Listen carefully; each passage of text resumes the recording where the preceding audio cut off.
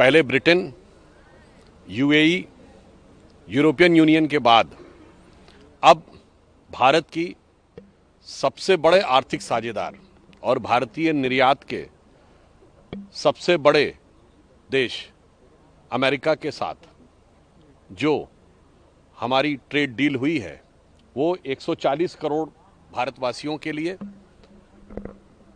अनेक संभावनाओं के द्वार खोलने वाली एक बहुत सकारात्मक पहल है, जो प्रधानमंत्री श्री नरेंद्र मोदी जी की दूरदर्शिता, परिपक्वता और अमेरिकी राष्ट्रपति डोनाल्ड ट्रंप जी के साथ उनके व्यक्तिगत निकटता के आधार के ऊपर सभी भारतीयों के लिए एक नए स्वरूप में आगे बढ़ रही है।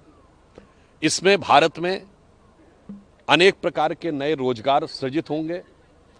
चूंकि हमारा सर्वाधिक एक्सपोर्ट अमेरिका से होता है तो भारत के निर्यात को बहुत बल मिलेगा। प्रधानमंत्री श्री नरेंद्र मोदी जी भारत के कृषि और डेयरी सेक्टर के हित के लिए सदैव तत्पर, सतर्क और सजग रहे हैं। तो उनके हितों की रक्षा करते हुए भारत में लघु उद्योग, मध्यम उद्योग और बड़े उद्योगों के लिए एक बड़े मार्ग को प्रशस्त किया है। मुझे लगता है ये भारत के उभरती हुई आर्थिक शक्ति और निरंतर बढ़ते हुए वैश्विक प्रभाव का एक बहुत सकारात्मक और महत्वपूर्ण संकेत है।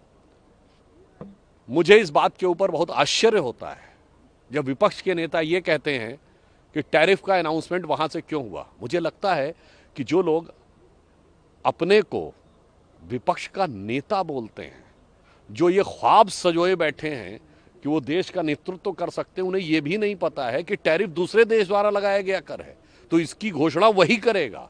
और उन्हें न पता हो तो उनके सुलभ संज्ञान के लिए बता देना, टैरिफ का तो होता तट कर, यानी तट पे आने के बाद जो कर लगता है। तो तट किस देश का? वहां जैसे हम अपने यहाँ एक्साइज ड्यूटी लगाते हैं, तो अगर भारत सरकार एक्साइज ड्यूटी बढ़ाएगी तो उसको घटाने की घोषणा भी भारत ही सरकार करेगी। कोई दूसरा देश किसी दूसरे देश के टैक्स के बारे में घोषणा नहीं कर सकता। मुझे लगता है इतनी सामान्य सहज बुद्धि और समझ जिन लोगों में नहीं है, उनके लिए प्रधानमंत्री मोदी जी के नेतृत्व में विश्व के बड़े बड़े आर्थिक ब्लॉक्स के साथ होने वाली इन आर्थिक डीलों को समझना शायद उनकी बुद्धि से परे है।